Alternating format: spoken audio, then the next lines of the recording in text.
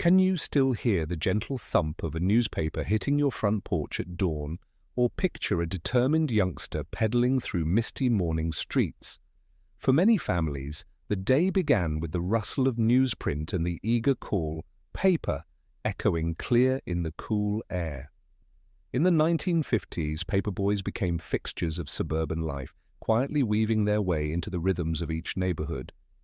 Every bundle slung over a shoulder wasn't just ink and paper, it was responsibility, trust, and the first taste of independence for countless kids. Imagine the crumpled bills in an apron pouch, the smell of fresh newsprint mingling with cut grass, and the pride of making every delivery, no matter the weather.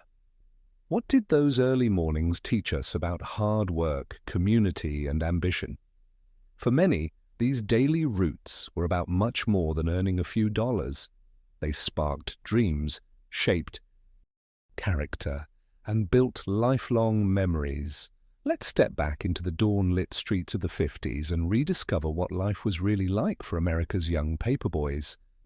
Before the hum of television and the constant ping of today's digital world, mornings in the 1950s began with something far simpler, a newspaper flung onto every porch by a local paperboy. But how did this iconic slice of Americana come to be such a defining part of daily life? The answer stretches back to the late 19th and early 20th centuries, a period when newspapers reigned supreme as the main source of news, entertainment, and even gossip in American households. By the 1950s, this morning ritual had solidified its place in the fabric of everyday life, and young boys and later girls on bicycles became a symbol of reliability, industry, and early ambition. It might surprise you to learn that the very first newspaper carriers were not the neatly dressed boys we often remember, but rather news hawkers, street-savvy children, often from struggling immigrant families, who shouted headlines on bustling city corners to passers-by. The concept of home delivery, with its quieter, more orderly presence at dawn, didn't become widespread until the early 20th century, as newspapers realized that delivering straight to the doorstep could secure more loyal readership. By the early 1950s, America was entering a period of post-war prosperity, marked by rapidly growing suburbs, brand-new neighborhoods, and families eager to stay informed about national happenings and local events alike. The demand for daily papers soared, and with telephones still a luxury in some households and television news barely beginning to take off, the printed word remained king. Enter the paperboy, a hard-working young entrepreneur. Braving darkness, dogs, and drizzly mornings to make sure every doorstep had its copy of the daily news or the morning gazette before breakfast was served. Did you know that by the mid-50s, an estimated 500,000 boys and a growing number of girls were working as newspaper carriers across the United States? For many, it was more than a way to earn a little pocket money. The paper route was often a young person's first foray into the adult world of work, collecting payments, dealing with difficult customers, and adhering to four-season schedules with no sick days. Ask yourself, can you recall the first time you felt the weight of responsibility not just to yourself, but to a whole community counting on you? Some of the most iconic American children's literature and media of the era, think comic strips, radio shows, and later beloved TV sitcoms, celebrated the paperboy as an emblem of small-town wholesomeness and youthful pluck. Norman Rockwell's celebrated paintings often featured paperboys as symbols of hope and striving, their faces full of resolve as they set about the streets at dawn. For many who grew up in this era, these images weren't just nostalgic, they were daily life in motion. But that's not all. There was a distinct rhythm to mornings in the 1950s, set in time with the rustle of paper and the whir of a well-oiled bicycle chain. Families would leave their porch lights on just a little longer so the paperboy could see his way. Fathers might tip an extra dime for reliable deliveries, while neighbors would often check on young carriers if bad weather or icy roads made the route risky. It was a time when an entire street seemed connected by the journey of one boy, and sometimes the family dog trailing behind, wagging happily with every stop. Another fascinating detail: in many towns, newspapers themselves would organize carrier contests, offering prizes for perfect records or for bringing in the most new subscribers. It wasn't just about money. There were shiny bicycles, radio sets, and even trips to city headquarters on the line, all fueling a spirit of friendly rivalry, admired and encouraged by parents and teachers alike. How did it feel to stand shoulder to shoulder with a host of other carriers at an annual recognition night, hands sticky with lemonade, waiting for your name to be called? Yet, for all the cheerful nostalgia, there's a deeper side to this story. The Paperboys' route wasn't just about routine, it was about independence and the growing confidence that came from navigating pre-dawn streets alone, learning who to greet and who to avoid, discovering shortcuts, and building a mental map of every stoop, mailbox and barking dog along the way. This was a world before GPS, cell phones, or even a parent trailing quietly behind. Have you ever wondered how those early mornings shaped a generation's sense of self-reliance and initiative?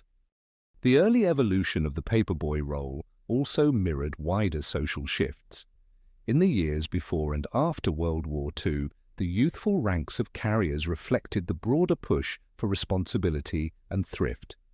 During the war, paperboys were mobilized, sometimes even appearing in patriotic recruitment posters, urging households to recycle old papers for the war effort.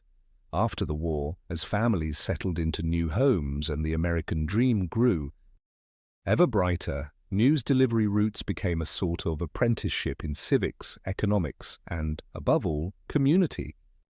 What a sight it must have been, the mist lifting from quiet streets as dozens of youngsters, each with a canvas bag slung over one shoulder, fanned out across towns and cities. The air was filled with possibility and the hint of fresh newsprint, and with each fold and toss an unspoken promise was made. Another day would begin with news from the wider world landing on the welcome mat. Many of those paperboys, later paper girls, would grow up to become business owners, teachers, even mayors, shaped early by the simple challenge of making sure every neighbor got their news, rain or shine. As we think back to those first lazy sunrises of the 1950s and the quiet revolution unfolding on every sidewalk, it's worth remembering not just the work itself, but the sense of purpose it inspired. Do you recall the feeling of accomplishment that came with a job well done, the pride in a tidy stack left at every porch, the gentle nod of recognition from a neighbor halfway out the door? Paperboys, in their modest, early morning way, became silent architects of community, a role often overlooked in the grand sweep of American history, yet crucial all the same. But the evolution didn't stop at delivery alone. The 1950s were a time of great leaps in newspaper technology, route management, and even the design of the newspapers themselves, changes that made those sunrise deliveries ever more efficient and impactful. In our next part, we'll pedal further into how technology, innovation, and good old-fashioned ingenuity helped shape the golden era of the American paperboy. What new tools and challenges awaited these young carriers on their pre-dawn routes? You might just be surprised at how much the humble morning paper and those who delivered it helped lay the foundation for countless innovations still felt today. As we come to the end of our journey through the daily life of paperboys in the 1950s, it's easy to see that their role was so much more than simply tossing a rolled-up newspaper onto a porch. Over these past few minutes, we've revisited the early dawn routes and the unmistakable sound of bicycle wheels tracing quiet suburban streets, the little rituals that launched countless mornings across America. We've remembered the proud weight of a canvas, bags swollen with newsprint, and the certainty of responsibility pressing down just as firmly. Paperboys didn't just deliver the headlines, they bridged neighbors, fostered trust, and offered a first taste of independence at a young age. Whether dodging barking dogs, braving summer storms, or collecting coins with cold fingers in winter, they came to represent the spirit of reliability and ambition, that particular American drive that pushed so many to succeed. Through the simple act of delivering the news, these youngsters found their own stories unfolding. Each address on the route became a lesson in perseverance, and each returned, greeting a reminder that communities were built not only from houses and fences, but from shared experiences and everyday kindnesses. Do you remember the pride of a perfect delivery, the excitement of contest nights, or the gentle camaraderie among fellow carriers biking out together in the dark before school? For many of us, those early mornings were an unspoken classroom, teaching sacrifice, customer service, and the satisfaction of earning one's own way. The paperboy was a symbol, a fixture, and perhaps even a quiet hero of a more connected, trusting era. As we pause in reflection, it's hard not to marvel at how those small acts, day in and day out, crafted a foundation for adulthood.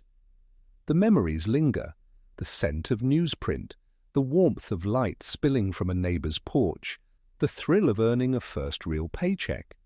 These weren't just rites of passage, they were the backdrop to post-war optimism, when communities knew their neighbors and efforts big or small were recognized.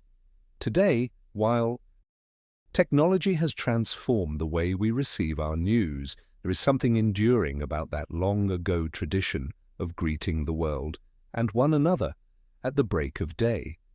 For those who peddled those silent streets or waited behind a screen door for the morning paper, those moments echo still, reminding us that it's often the little routines that give our days meaning and our hearts a sense of home. Looking back, what memories do Paperboys and their morning routine stir up for you? Did you or someone you loved ever rise before dawn to make those deliveries? Perhaps you have a cherished story about the morning paper or a neighborly exchange that has stayed with you through the years. Share your memories in the comments. We'd love to hear about your experiences and the traditions that meant so much in your own corner of the world. If this journey back in time warmed your heart, please like the video, subscribe to the channel for more nostalgic stories just like this, and consider sharing it with friends who remember those same misty mornings. In the end, the legacy of the 1950s paperboy is more than the news they brought. It's the sense of hope, connection, and quiet pride that we still carry with us, long after the last edition has been delivered. So as you sip your morning coffee, perhaps take a moment to listen for the echoes of bicycle spokes and the gentle call of paper drifting down a memory-lit street. Because sometimes the simplest routines become the treasures that last a lifetime.